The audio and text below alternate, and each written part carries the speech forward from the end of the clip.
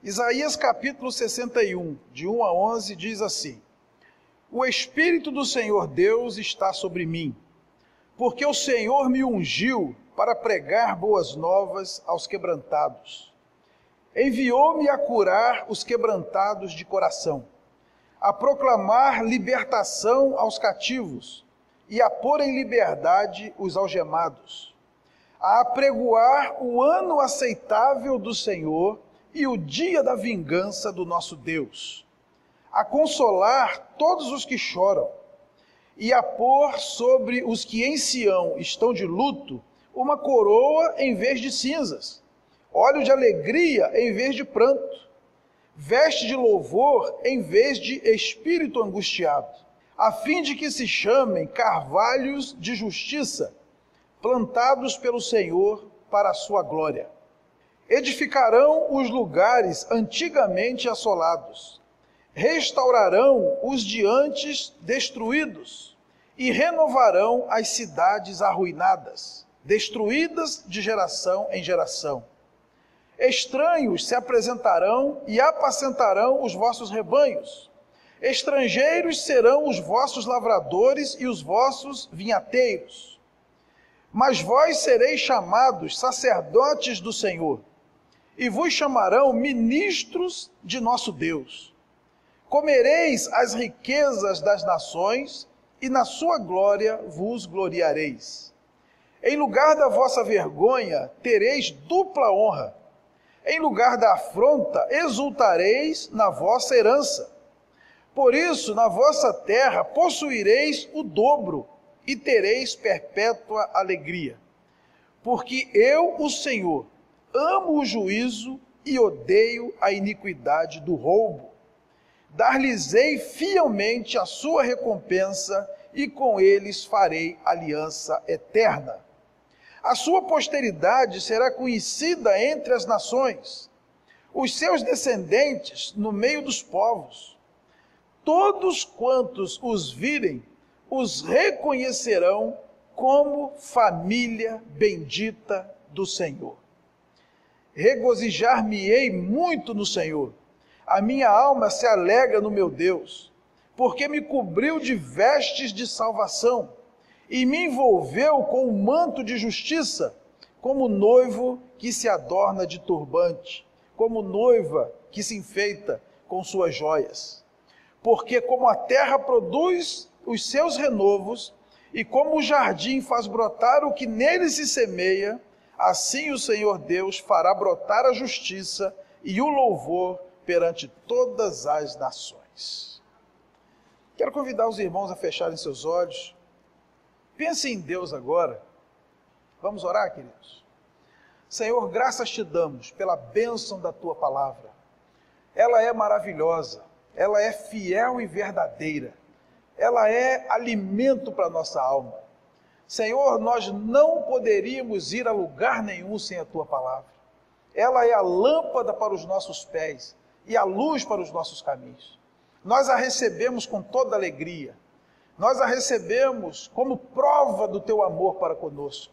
Porque o Senhor não nos deixa sozinhos, não nos deixa sem revelação, sem instrução. E nós agora abrimos a tua palavra, na expectativa de que o Senhor vai nos trazer a mensagem que precisamos. Vai trazer os ensinamentos necessários para que possamos continuar firmes na fé, honrando ao Senhor com nossas vidas e também vencendo todos os desafios que a vida traz para nós a cada dia. Deus, repreenda toda ação contrária à tua palavra nesse momento, que somente a tua voz se faça ouvir e que a tranquilidade que precisamos possa existir aqui nesse momento, para que a tua palavra entre, brote e frutifique para a glória do teu nome. Em nome de Jesus. Amém. Pode sentar, queridos. Nós somos a família de Deus. É sobre isso que eu quero conversar com a igreja hoje. Nós podemos observar que desde o princípio, o objetivo de Deus com a criação do homem foi constituir família. Quando a Santíssima Trindade disse, lá em Gênesis 1, 26 a 28, façamos o homem à nossa imagem e à nossa semelhança. Nós podemos dizer que Deus estava pensando em construir uma família de filhos semelhantes a Jesus. Deus não acha bom o homem viver só. Isso está escrito aí em Gênesis capítulo 2, versículo 18. Ele formou a mulher para que eles fossem uma só carne, em família. Jesus repete esse princípio lá em Mateus capítulo 19, versículo 6. Já não são dois, são um só. E nós podemos dizer com todo respeito que Deus é uma família eterna. O Pai, o Filho e o Espírito Santo, eles convivem eternamente como uma família que se ama profundamente. E Ele quer que esse amor, essa comunhão, essa harmonia se multiplique na terra. Por isso Ele diz que na família, marido e mulher podem ser um. E Ele diz também em João capítulo 17, versículo 20 a 21, que a igreja pode fazer com que o homem seja um em comunhão. Inclusive Jesus ora por nós nesse texto. Ele diz: eu não rogo apenas por esses que já creem em mim, mas por todos aqueles que virão a crer, para que sejam um, assim como eu e o Pai somos um. Então Deus deseja que o homem viva em família. Na linguagem dos Salmos, Deus faz o solitário viver em família. Salmo 68, versículo 6. No texto que nós lemos, diz que as pessoas, quando veem o povo de Deus, reconhecem que Ele é a família bendita do Senhor. A igreja é a família de Deus na terra. E Ele deseja que cada ser humano possa pertencer a essa família, e todos são convidados a fazer parte dessa família. A primeira coisa que eu quero dizer para os irmãos sobre essa família é que Deus é o Pai. Olha o que diz em 1 Coríntios capítulo 8, versículos 5 e 6. Porque ainda que há também alguns que se chamem deuses, quer no céu ou sobre a terra, como há muitos deuses e muitos senhores, todavia para nós há um só Deus, o Pai, de quem são todas as coisas, e para quem existimos, e um só Senhor, Jesus Cristo, pelo qual são todas as coisas, e nós também por Ele. Deus é Pai. A palavra Pai, na língua grega, é pater. Ela é empregada em relação a Deus em dois sentidos no Novo Testamento. Em primeiro lugar, ela designa Deus como o Criador ou o originador de todas as coisas. Nesse sentido, Ele é Pai de todos os homens.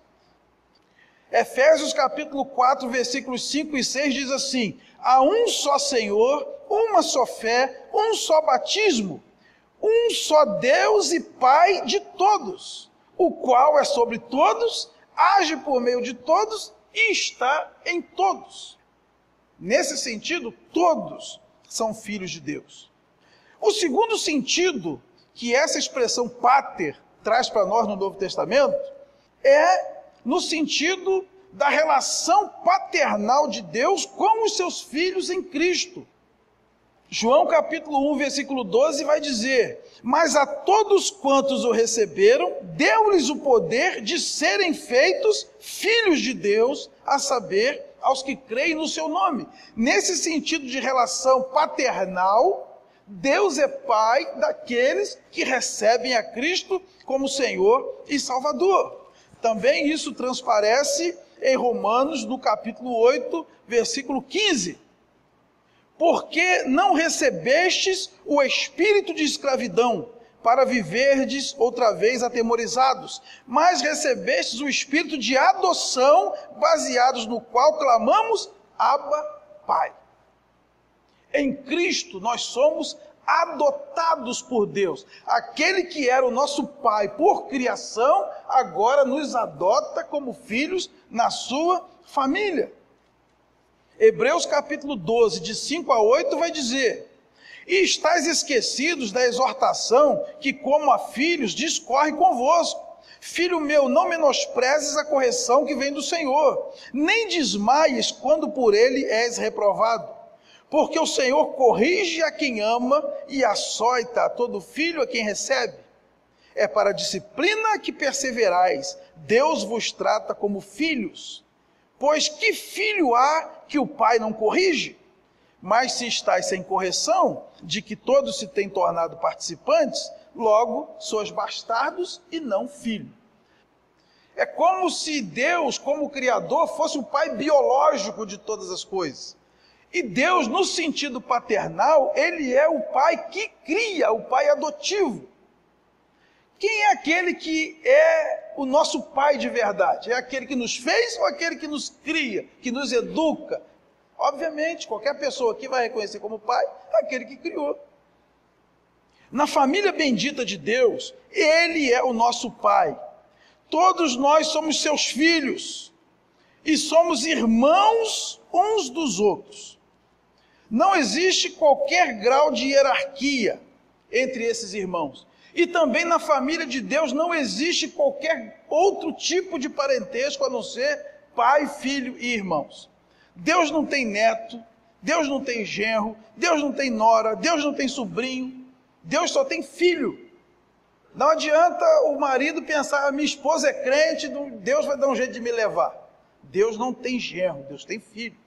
Ah, minha mãe é crente, eu tenho certeza que no dia ela vai arrumar um jeito de me levar. Deus não tem neto, Deus tem filho. Cada um dará conta de si mesmo a Deus. Na família de Deus, ele é o pai. Todos nós somos filhos dele e irmãos uns dos outros. Então, cada um de nós precisa individualmente receber a Cristo como Senhor e Salvador para poder fazer parte dessa grande família. A família que Deus está construindo é em Cristo. É com aqueles que se rendem a Ele, que querem morar com Ele, que querem se sujeitar à sua instrução, fazer as coisas do jeito dele. E assim nós seremos a família bendita do Senhor. Em segundo lugar, nessa família, Jesus é como se fosse o nosso irmão mais velho. Olha o que está escrito em Romanos capítulo 8, versículo 29. Portanto, aos que de antemão conheceu, também os predestinou para serem conformes à imagem de seu Filho, a fim de que ele seja o primogênito entre muitos irmãos. Deus quis, ao formar o homem, construir uma grande família de filhos semelhantes a Jesus, onde Jesus fosse o primogênito, o irmão mais velho, e todos nós, à imagem e semelhança dele. O primogênito dessa família deveria e poderia ser o primeiro Adão, que foi criado lá em Gênesis capítulo 2, versículo 7. Deus fez o homem do pó da terra, assoprou nas suas narinas o fôlego de vida, e ele passou a ser alma vivente. Esse é o primeiro Adão. Adão significa homem, ser humano. O problema é que esse primeiro Adão foi seduzido pela serpente e foi desqualificado. No lugar dele, Deus levantou outro Adão, que a Bíblia diz que é o último Adão. Esse sim venceu o pecado e conquistou o direito de ser o primogênito da família bendita do Senhor. Olha o que está escrito aí em Romanos capítulo 5, versículos 12 a 19. Portanto, assim como por um só homem entrou o pecado no mundo, e pelo pecado a morte, assim também a morte passou a todos os homens, porque todos pecaram. Porque até o regime da lei havia pecado no mundo, mas o pecado não é levado em conta quando não há lei. Entretanto, reinou a morte desde Adão até Moisés, mesmo sobre aqueles que não pecaram, à semelhança da transgressão de Adão, o qual prefigurava aquele que havia de vir. Todavia, não é assim o dom gratuito como a ofensa, porque se pela ofensa de um só morreram muitos, muito mais a graça de Deus e o dom pela graça de um só homem, Jesus Cristo, foram abundantes sobre muitos. O dom, entretanto, não é como no caso em que somente um pecou, porque o julgamento derivou de uma só ofensa para a condenação, mas a graça transcorre de muitas ofensas para a justificação. Se pela ofensa de um e por meio de um só reinou a morte, muito mais os que recebem a abundância da graça e o dom da justiça reinarão em vida por meio de um só, a saber, Jesus Cristo. Pois assim como por uma só ofensa veio o juízo sobre todos os homens para a condenação, assim também por um só ato de justiça veio a graça sobre todos os homens para a justificação que dá vida. Porque como pela desobediência de um só homem muitos se tornaram pecadores, assim também por meio da obediência de um só, muitos se tornarão justos. Vejam também o que está escrito em 1 Coríntios capítulo 15, versículos 21, 22, 45 a 47. Visto que a morte veio por um homem, também por um homem veio a ressurreição dos mortos. Porque assim como em Adão todos morrem, assim também todos serão vivificados em Cristo. Pois assim está escrito: o primeiro Adão foi feito alma vivente. O último Adão, porém, é espírito vivificante. Mas não é primeiro o espiritual, e sim o natural, depois o espiritual. Então a Bíblia diz que o primeiro Adão, o primogênito da criação de Deus, ele foi seduzido pela serpente, caiu, foi expulso de lá. Deus então envia um último Adão. Esse também foi tentado pelo Satanás, em várias ocasiões, especialmente no deserto, em Mateus capítulo 4. E ele não cedeu às tentações do inimigo. Então o último Adão venceu o pecado. E por isso ele hoje é o primogênito dessa família de Deus. A Bíblia mostra Jesus tendo duas naturezas: a natureza divina e a natureza humana. De um lado, Jesus é 100% Deus, e de outro, Jesus é 100% homem. Esse é um dos mistérios da Bíblia. Por que que Jesus é Deus? Primeiro, porque a Bíblia afirma que Jesus é Deus. João capítulo 1, versículo 1, João 20, 28, Romanos 9, 5, Filipenses 2, 6, Tito 2, 13, 1 de João 5, 20, alguns textos onde a Bíblia afirma que Jesus é Deus. A Bíblia atribui a Jesus perfeições divinas. A Bíblia atribui a Jesus existência eterna, está lá em Apocalipse 1, 8 e 22, 13. A Bíblia atribui a Jesus onipresença, está lá em Mateus 18, 20, 28, 20, João 3, 13. A Bíblia atribui a Jesus onisciência, João 12, 24, 25, 21, 17, Apocalipse 2, 23. A Bíblia atribui a Cristo onipotência, Filipenses 3, 21, imutabilidade, Hebreus 1, 10 a 12 e também 13, 8. Fora isso, a Bíblia fala de Jesus realizando obras divinas, criação, João 1, 3 e também João 1, 10. Perdão de pecados, Mateus 9, 6. Ressurreição e juízo, Mateus 25, 31 e 32. Então Jesus é Deus. A sua natureza divina é imutável. Ele é 100% Deus, nunca deixou de ser 100% Deus. Só que a Bíblia diz em Filipenses capítulo 2 que ele se esvaziou da sua forma de Deus e assumiu a forma humana. E ele foi 100% homem. Com a sua natureza divina, Jesus é o unigênito de Deus. É o único, não tem outro. É o único gerado. João 3,16 vai dizer que Deus amou o mundo de tal maneira que deu seu Filho unigênito, para que todo aquele que nele crê não pereça, mas tenha a vida eterna. Agora, a Bíblia diz que Jesus também é 100% homem. Nesse sentido, a Bíblia diz que ele é o primogênito de Deus. Ele nasceu de uma mulher, está lá em Lucas 2, versículo 4 a 7. Ele cresceu em estatura, Lucas 2, 52. Ele teve fome, Mateus 4, 2. Ele teve sede, João 19, 28. Ele chorou, João 11, 35. Jesus não fez teatro quando ele enfrentou as tribulações, as privações, os sofrimentos. Ele de fato sofreu. A coroa de espinho doeu. As pauladas, as cusparadas doeram, ofenderam, porque ele também era 100% homem, e se ele não era 100% homem, ele não poderia ser o nosso Salvador.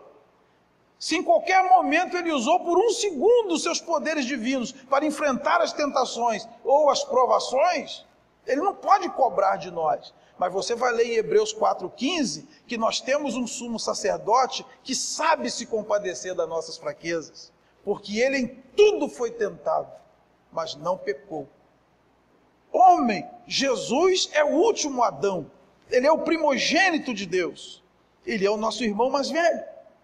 Eu e você, homem e mulher, fomos criados para sermos conformes à imagem de Jesus. Se alguém perguntar por que Deus criou o homem? Para ser conforme Jesus. E a obra do Espírito Santo em nós é nos transformar de glória em glória, até que sejamos a imagem de Jesus. Deus, ao formar o homem, quis construir uma grande família de filhos semelhantes a Jesus. Sempre que nós imitamos a Cristo, nós honramos o fato de pertencer à família de Deus. Sempre que nós destoamos de Cristo, nós desonramos o fato de pertencer à família de Deus. O padrão da família é a vida do irmão mais velho, do primogênito de Deus. E assim como o nosso irmão mais velho cresceu em estatura, sabedoria e graça, conforme Lucas 2,52, nós também devemos crescer, para que o mundo reconheça em nós a família bendita do Senhor. Em terceiro lugar, nós somos todos irmãos. Deus é o Pai, Jesus é o primogênito e nós todos somos irmãos. Vamos ler o que está escrito em Mateus capítulo 23, versículos de 8 a 10. Vós, porém, não sereis chamados mestres, porque um só é o vosso mestre, e vós todos sois irmãos. A ninguém sobre a terra chameis vosso Pai, porque só um é vosso Pai, aquele que está nos céus. Nem sereis chamados guias, porque um só é vosso guia, o Cristo. O ser humano, no seu engano, caindo na sedução da serpente, ele tenta em tudo quanto é lugar estabelecer uma certa hierarquia entre um e outro. E infelizmente isso acaba entrando na igreja. Isso é pura besteira. Somos todos irmãos, não há hierarquia na igreja.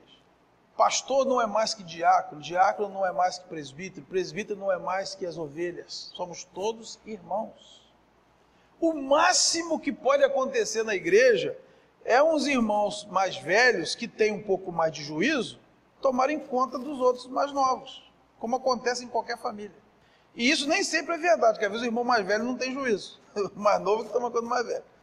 Como é que as mulheres antigamente tinham 10, 15, 20 filhos? Ela não criava os filhos, os irmãos é que criavam uns aos outros, essa é a grande verdade, não é? Na família, um vai tomando conta do outro, e não há qualquer hierarquia entre irmãos. No direito civil, os irmãos são chamados de colaterais.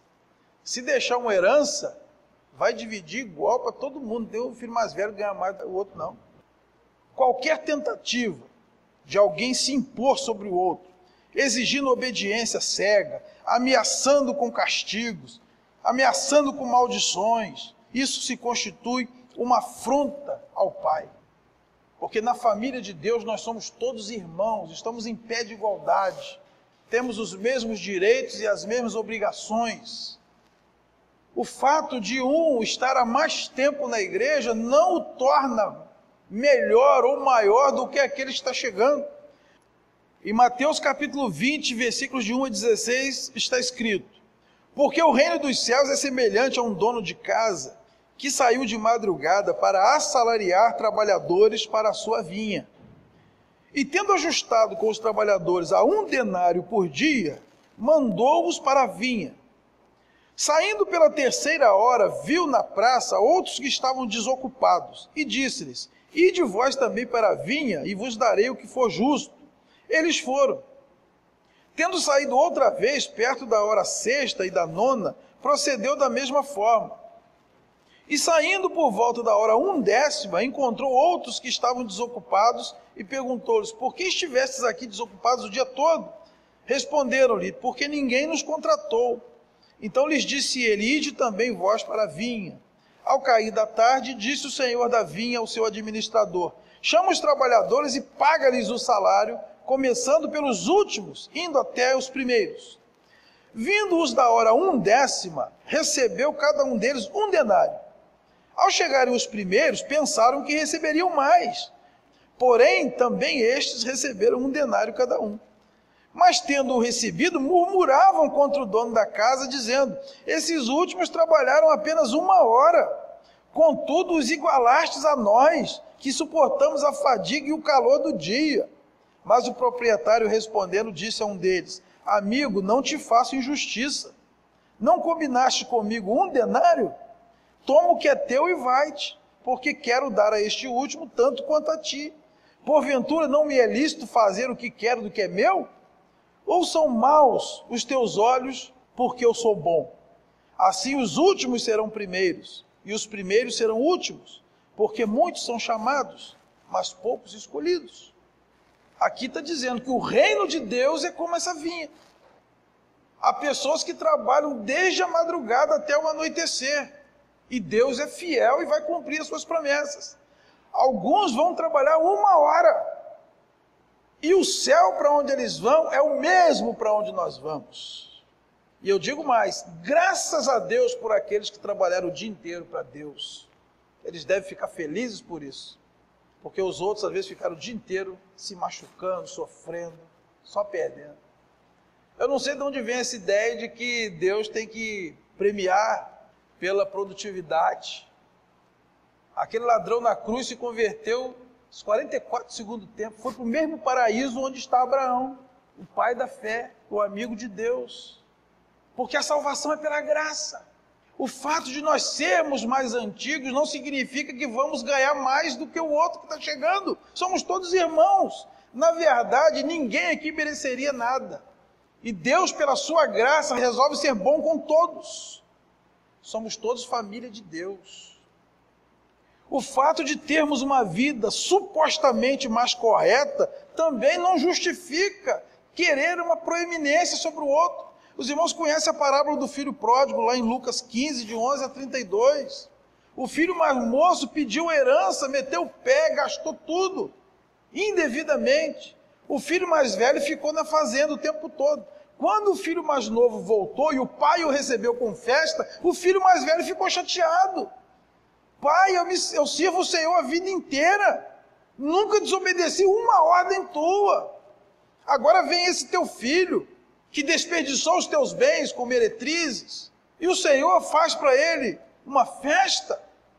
E o que o pai diz? Filho, tu sempre estás comigo, tudo que é meu é teu.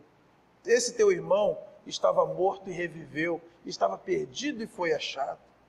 Você está muito melhor que ele, meu filho. Você ficou aqui o tempo todo na minha presença, está chateado com isso? O pai está dizendo: por que você não me pediu um cabrito para fazer com seus amigos? Tudo que é meu é seu. Às vezes os irmãos mais velhos não usufruem das bênçãos de Deus que estão disponíveis para ele na presença de Deus. E quando chega um que se desviou, que aprontou todas, né, e é recebido com festa, a pessoa fica chateada. Por quê? Irmãos, eu fui criado na igreja, desde criança, batizei com 15 anos. Eu não tenho um pingo de arrependimento, irmãos. Eu tenho absoluta certeza que eu não perdi nada.